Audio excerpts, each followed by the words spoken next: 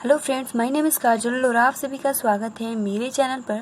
और आज के इस वीडियो में हम डिस्कस करने वाले हैं UP DElEd first semester subject बाल विकास। ठीक है, और इस क्लास की जो टाइमिंग होती है वो रात के 10 बजे होती है और फर्स्ट सेमेस्टर का डेली एक सब्जेक्ट का मॉक टेस्ट होता है जिसका आंसर आप सभी को करना होता है। तो चलिए फ्रेंड्स शुरू करते हैं। वीडियो को लाइक कर दीजिए और अपने फ्रेंड्स मित्र को शेयर कर दीजिए। तो देखिए फ्रेंड, सबसे पहला आपका प्रश्न है कि अधिगम का सूझ का सिद्धांत दिया था, किसने दिया था फ्रेंड्स? जल्दी बताइए। ऑप्शन ए कोहलर ने, ऑप्शन बी पावलाव ने, और आप सभी को जो टाइमिंग दी जाएगी वो 5 सेकंड की दी जाएगी। फॉरवेल ने या फिर डॉल्टन ने। कौन सा यहाँ पर करेक्ट आंसर होगा? अधिगम का सूझ का सिद्धांत दिया था, किसने दिया था? देखिए फ्रेंड्स, आप सभी का आंसर बिल्कुल सही है। अधिगम का सूझ का सिद्धांत दिया था, वो दिया था कोहलर ने। अगला आपका प्रश्न है कि कोहलर ने जिस चिंपैंजी पर मानव प्रयोग किया था उसका नाम था। Option A Sultan, option B Multan, option C Shekhar, option D Azad. तो कोहलर ने जिस चिंपैंजी पर प्रयोग किया था उसका नाम क्या था? जल्दी बताइए फ्रेंड्स। बिल्कुल सही, आप सभी का आंसर बिल्कुल सही है। यहाँ पर हो जाएगा कि कोहलर ने जिस चिंपैंजी पर प्रयोग किया था उसका नाम था सुल्तान। अगला आपका प्रश्न है कि संज्ञानात्मक विकास के सिद्धांत के प्रतिपादक हैं। ऑप्शन ए जीन पियाजे, option B Stanley Hall, option C Spencer, option D Woodworth. तो संज्ञानात्मक विकास के सिद्धांत के प्रतिपादक कौन है?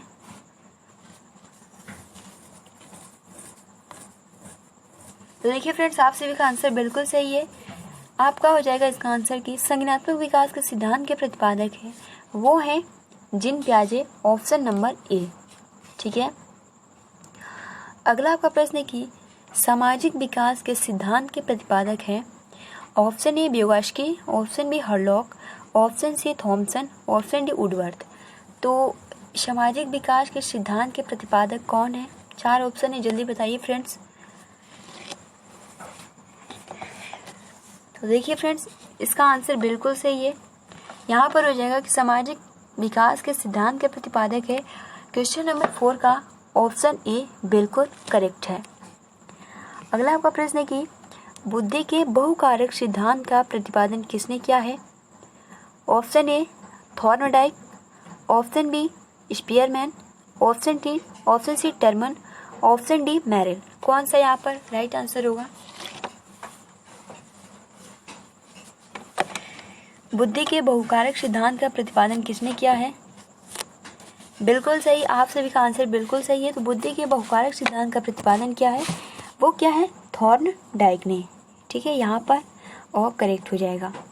अगला आपका प्रश्न है कि बाल विकास के अंतर्गत शैशवावस्था की आयु होती है 1 से 4 वर्ष, जन्म से 5 वर्ष, 3 से 4 से 1/2 वर्ष, ठीक है, यानी 4.5 वर्ष, या फिर 2 से 3 वर्ष। तो बाल विकास के अंतर्गत शैशवावस्था की आयु होती है। आप सभी का आंसर बिल्कुल सही है। यहाँ पर हो जाएगा ऑप्शन नंबर बी, यानी क्वेश्चन नंबर 6 का आंसर हो जाएगा बी, जन्म से 5 वर्ष। ठीक है, बाल विकास के अंतर्गत शैशवावस्था की जो आयु होती है वो होती है जन्म से 5 वर्ष। अगला आपका प्रश्न है कि किस समय एक व्यक्ति द्वारा किसी व्यक्ति वस्तु पर चेतना का केंद्रीयकरण कहलाता है? ऑप्शन ए समंजन, ऑप्शन बी आत्मसात, ऑप्शन सी विकेंद्रीकरण, ऑप्शन डी ध्यान। यानी किसी समय एक व्यक्ति द्वारा किसी व्यक्ति वस्तु पर चेतना का केंद्रीकरण कहलाता है। क्या कहलाता है? बिल्कुल सही, आप सभी का आंसर बिल्कुल सही है। तो यहाँ पर आपका आंसर हो जाएगा कि किसी समय एक व्यक्ति द्वारा किसी व्यक्ति वस्तु चेतना का केंद्रीकरण कहलाता है ध्यान। ठीक है। अगला आपका प्रश्न है कि वह ध्यान जिसमें अपनी इच्छा अनुसार किसी व्यक्ति वस्तु पर चेतना केंद्रित करता है, ऐच्छिक, अनैच्छिक, निरापद, ऐच्छिक। कौन सा यहाँ पर होगा कि वह ध्यान जिसमें अपनी इच्छा अनुसार किसी व्यक्ति वस्तु पर केंद्रित करता है अपनी चेतना को? तो क्या होगा यहाँ पे? बिल्कुल सही, यहाँ पे हो जाएगा ऐच्छिक। ठीक है।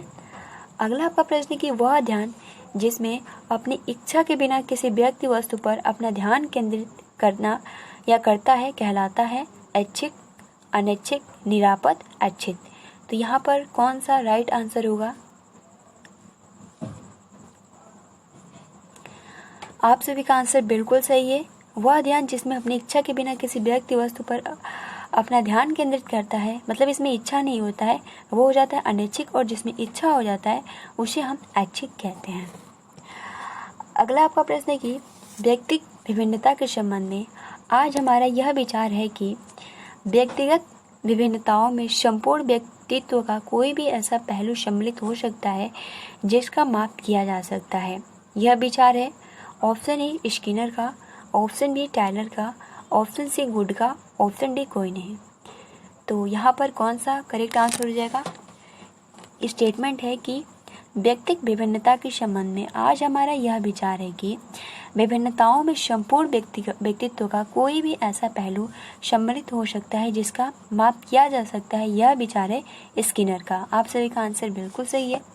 अगला आपका प्रश्न है कि प्रसूत अधिगम का सिद्धांत किसने दिया?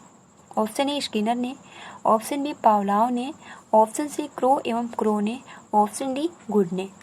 तो प्रसूत अधिगम का सिद्धांत किसने दिया था? आप सभी का आंसर करेक्ट है। यहाँ पर हो जाएगा क्वेश्चन नंबर 11 का ऑप्शन ए, यानी प्रसूत अधिगम का सिद्धांत दिया था स्किनर ने। अगला आपका प्रश्न है कि निम्नलिखित में थॉर्नडाइक का नियम है। तो थॉर्नडाइक का नियम किसका है? तत्परता का नियम है, अभ्यास का नियम है, प्रभाव का नियम है, या फिर उपयुक्त सभी ऑल ऑफ दिस। कौन सा यहाँ पर करेक्ट होगा? जल्दी बताइए कि थॉर्नडाइक का नियम है कौन सा? इन तीनों में से कौन सा है? बिल्कुल सही। यहाँ पर जो आप सभी का आंसर हो जाएगा वो हो जाएगा उपयुक्त सभी। थॉर्नडाइक का नियम है तत्परता का नियम, अभ्यास का नियम और प्रभाव का नियम। अगला आपका प्रश्न है कि वाटसन ने संवेग बताए हैं। Option A 3, option B 2, option C 4, option D 5। तो कौन सा यहाँ पर करेक्ट होगा?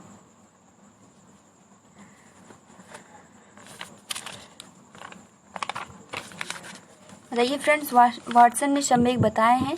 तो यहाँ पर आप सभी का आंसर बिल्कुल सही है।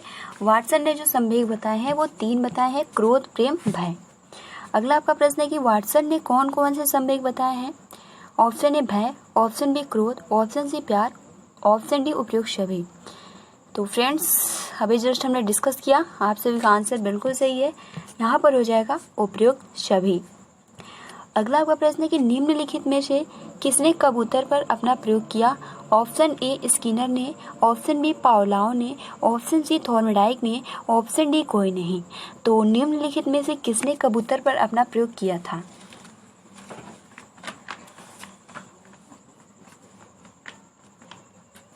बिल्कुल सही। आप सभी का आंसर जो हो जाएगा वो हो जाएगा स्किनर। ठीक है, जो कबूतर पर प्रयोग किया था वो स्किनर मनोवैज्ञानिक ने किया था। अगला आपका प्रश्न है कि परिवर्तन श्रृंखला की अवस्था है कि वह अवस्था है जिसमें बालक बूढ़ावस्था से लेकर प्रौढ़ावस्था तक गुजरता है। विकास कहा जाता है। कथन है मुनरो का, हॉरलॉक का, ड्रेवर का, डगलस का। तो बताइए फ्रेंड्स यहाँ पर कौन सा करेक्ट आंसर होगा?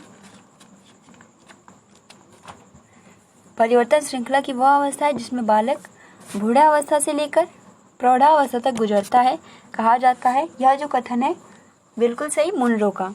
ठीक है, यहाँ पर ऑप्शन ए करेक्ट हो जाएगा। अगला आपका प्रश्न है कि रुचि निहित है अवधान में, अनुभव में, ज्ञान में, मनोरंजन में। तो रुचि किस में निहित है? बताइए फ्रेंड्स। तो देखिए फ्रेंड्स, जो रुचि निहित है वो बिल्कुल सही अवधान में निहित है। अगला आपका प्रश्न है कि रुचि तथा अवधान के संबंध में सही मत है। ऑप्शन ए अवधान रुचि पर आधारित है, ऑप्शन बी रुचि अवधान पर आधारित है, ऑप्शन सी अवधान तथा रुचि एक ही सिक्के के 2 पहलू हैं, ऑप्शन डी सभी। तो रुचि तथा अवधान के संबंध में सही मत क्या है? कौन सा यहाँ पर करेक्ट आंसर होगा?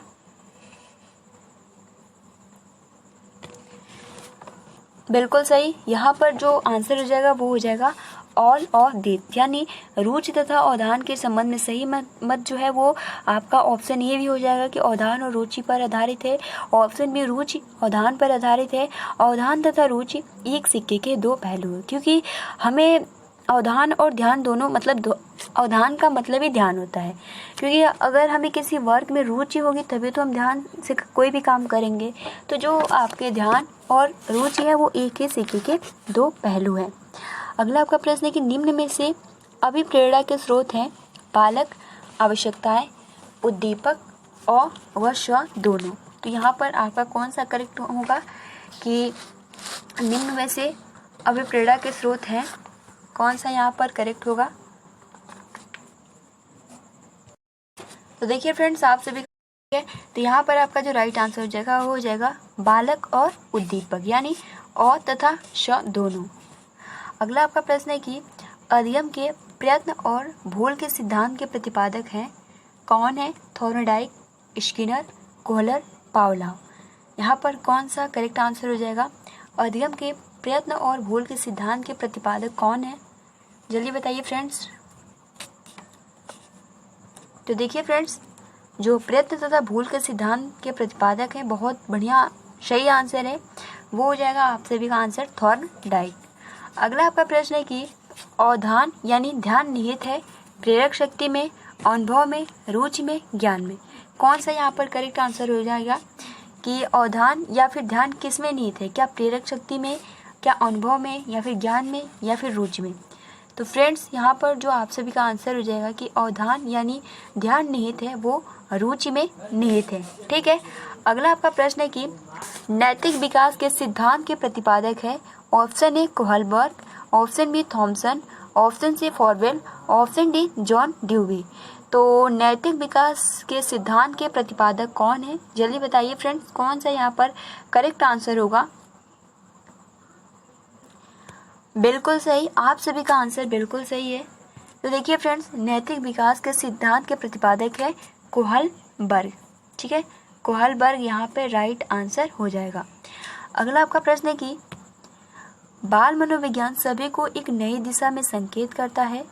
ठीक है, यदि उसे उचित रूप से समझा जा सके तथा उचित ढंग से विकास हो सके तो प्रत्येक बालक एक सफल व्यक्ति बन सकता है। हमने जब रिवीजन किया था उसमें बहुत ही अच्छे से हमने डिस्कस किया था। आप आसानी से बता सकते हो थॉमसन, हरलॉक, क्रो एवं क्रो, फॉरवेल। बताइए फ्रेंड्स, यहाँ पर कौन सा राइट आंसर होगा? बिल्कुल सही, आप सभी का आंसर बिल्कुल सही है। तो यहाँ पर जो राइट आंसर हो जाएगा वो हो जाएगा थॉमसन। ठीक है, इन्होंने ही बोला था कि बाल मनोविज्ञान सभी को एक नई दिशा, ठीक है, एक नई दिशा में संकेत करता है। यदि उचित ढंग से इसको समझा जा सके तो उचित ढंग से विकास हो सके तो प्रत्येक बालक एक सफल व्यक्ति बन सकता है। ये जो स्टेटमेंट था ये आपका थॉमसन का था। अगला आपका प्रश्न है कि सीखने का वक्र एक व्यक्ति की निश्चित क्रिया में प्रगति का ग्राफिक प्रदर्शन है। यह कथन है गिलफोर्ड का, फॉरवेल का, जॉनसन का, स्किनर का। बताइए फ्रेंड्स, किसने बोला है कि सीखने का वक्र एक व्यक्ति की निश्चित क्रिया में प्रगति का ग्राफिक प्रदर्शन है? यह कथन है किसका है?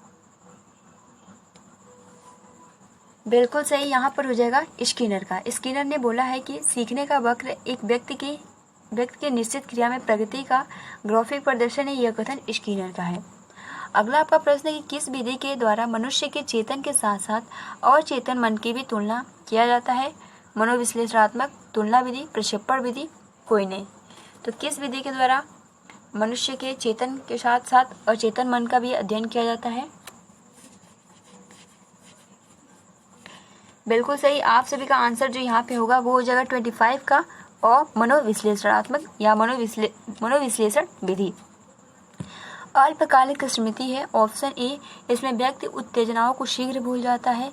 ऑप्शन बी, व्यक्ति उत्तेजनाओं को अधिक समय तक याद रखता है। ऑप्शन सी, और वो दोनों, इनमें से कोई नहीं। कौन सा यहाँ पर करेक्ट आंसर होगा? तो देखिए फ्रेंड्स, अल्पकालिक स्मृति है, इसका जो 26 का आंसर अ हो जाएगा, मतलब कि इसमें व्यक्ति उत्तेजनाओं को शीघ्र भूल जाता है अल्पकालिक स्मृति में। अगला आपका प्रश्न है कि रुचि को प्रभावित करने वाले कारक हैं। ऑप्शन ए परिवार की आर्थिक स्थिति, ऑप्शन बी विद्यालय का कठोर वातावरण, ऑप्शन सी अभिभावकों का अनुचित व्यवहार, ऑप्शन डी उपयुक्त सभी। तो यहाँ पर कौन सा राइट आंसर होगा? रुचि को प्रभावित करने वाले कारक हैं, बिल्कुल सही, बिल्कुल सही, आप सभी का आंसर डी आ रहा है। तो देखिए, रुचि को प्रभावित करने वाले कारक ये तीनों ही हो जाएंगे, परिवार की आर्थिक स्थिति, विद्यालय का कठोर वातावरण और अभिभावकों का अनुचित व्यवहार। अगला आपका प्रश्न है कि वंशानुक्रम माता पिता से संतान को प्राप्त होने वाले गुणों का नाम है। यह परिभाषा किसने दिया है? रुथ पेंडिकट, वुडवर्थ की, पी जिन्सवर्थ की, एना स्टोसी की। कौन सा यहाँ पर करेक्ट आंसर होगा कि वंशानुक्रम माता पिता से संतान को प्राप्त होने वाले गुणों का नाम है? फ्रेंड्स, यहाँ पर आप सभी का आंसर हो जाएगा रुथ बेंडिकट की। ठीक है, यहाँ पे आंसर हो जाएगा 28 का। अगला आपका प्रश्न है कि निम्नलिखित में से कौन सा कथन चिंतन में प्रयुक्त होने वाली सामग्री के अंतर्गत नहीं आता है? मतलब चिंतन में प्रयुक्त होने वाली सामग्री के अंतर्गत नहीं आता है। ऑप्शन ए पदार्थ, ऑप्शन बी प्रत्यय, ऑप्शन सी प्रतिभा, ऑप्शन डी संवेदना। तो यहाँ पर करेक्ट आंसर क्या होगा? तो देखिए फ्रेंड्स, यहाँ पर हो जाएगा आपका पदार्थ। ठीक है, पदार्थ जो होता है वो चिंतन में नहीं आता है, प्रत्यय आता है, संवेदना आता है, प्रतिभा आता है, लेकिन चिंतन में प्रयुक्त होने वाली सामग्री के अंतर्गत पदार्थ नहीं आता है। अगला आपका प्रश्न है कि बालक के कोशों और पेशियों में समय के साथ होने वाले परिवर्तन जिसके कारण वह निश्चित समय पर ही कोई कार्य करने में योग्य होता है कहलाता है। ऑप्शन ए प्रत्यक्षीकरण, ऑप्शन बी परिपक्वता, ऑप्शन सी समंजन, ऑप्शन डी आत्मसातन। राइट आंसर कौन सा होगा 30 का? Option A, option B, option C, option D. बिल्कुल सही, यहाँ पर हो जाएगा आप सभी का परिपक्वता। ठीक है, अगला आपका प्रश्न है कि माता पिता तथा अन्य पूर्वजों से बालकों को जो आनुवांशिक गुण प्राप्त होता है उसके वाहक होते हैं डीएनए, पीजीएन, आरएनए, जीन्स। तो माता पिता तथा अन्य पूर्वजों से बालक को जो आनुवंशिक गुण प्राप्त होता है उसे क्या कहते हैं? बिल्कुल सही, आप सभी का आंसर बिल्कुल सही है। यहाँ पर 31 का आंसर हो जाएगा डी जीन्स। ठीक है, मतलब माता पिता तथा अन्य पूर्वजों से बालकों को जो आनुवंशिक गुण प्राप्त होता है उसके वाहक होते हैं जीन्स। अगला आपका प्रश्न है कि सामान्य स्तर के बालक की बुद्धि लब्धि होती है 80 से 85, बी 70 से 80, आज हमने डिस्कस भी किया था सुबह में, 90 से 109, 100 से 115। तो यहाँ पर राइट आंसर कौन सा होगा? तो देखिए फ्रेंड्स, यहाँ पर जो आप सभी का आंसर बिल्कुल सही है कि सामान्य स्तर के बालक की बुद्धि लब्धि होती है वो होती है 90 से 109। ठीक है, और आप सभी को बताना है कि जो प्रतिभाशाली जो होता है बुद्धि के प्रकार, वो उसका IQ कितना होता है। ठीक है, अगला आपका प्रश्न है कि व्यक्तित्व परीक्षण के लिए प्रयुक्त होने वाले TAT परीक्षण का निर्माण किसने किया था? एडवर्ड्स ने, मरे एवं मार्गन ने, स्टेनेहॉल ने, सीक्रोड एवं बैकमैन ने। तो यहाँ पर राइट आंसर कौन सा होगा? बेटी से 2015 का पूछा हुआ प्रश्न है। तो फ्रेंड्स, यहाँ पर आप सभी का आंसर हो जाएगा मरे एवं मार्गन ने, यानी व्यक्तित्व परीक्षण के लिए प्रयुक्त होने वाले TAT परीक्षण का निर्माण किया था वो किया था मरे एवं मॉर्गन ने। अगला आपका प्रश्न है कि बालक के केंद्रक यानी न्यूक्लियस में सामान्यतः कितने गुणसूत्र होते हैं? Option A 46, option B 42, option C 52, option D 50। तो बालक के केंद्रक यानी न्यूक्लियस में सामान्यतः कितने गुणसूत्र होते हैं? बताइए फ्रेंड्स। बिल्कुल सही, आप सभी का आंसर बिल्कुल सही है, वो हो जाता है 46। अगला देखिए प्रश्न, आप सभी के लिए 4 लास्ट आंसर देने होते हैं। ठीक है, निम्नलिखित में से कौन सा परीक्षण बुद्धि का मापन है? Option A CAT, option B TAT, option C MTA, option D Bhatia battery. ठीक है, उसके बाद बाल विकास के अंतर्गत बाल्यावस्था की अवधि होती है। कौन सा? यहाँ पर 4 ऑप्शन आप सभी के सामने शो हो रहा है, 6 से 10, 5 से 10, 10 से 18, इसमें से कोई नहीं है। 37 आपका प्रश्न है कि बाल विकास के अंतर्गत किशोरावस्था की अवधि मानी जाती है 11 से 18, 5 से 10, 6 से 12 या फिर 12 से 18। तो ये आप सभी को 3 आंसर करना है। ठीक है, तो फिलहाल हम कुल आज 37 प्रश्न डिस्कस किए जो कि एग्जाम के पॉइंट ऑफ व्यू से बहुत ही महत्वपूर्ण थे। ठीक है, तो आप अपना अच्छे से प्रिपरेशन करते रहिए। वीडियो को लाइक कर दीजिए, अपने फ्रेंड्स मित्रों को शेयर कर दीजिए।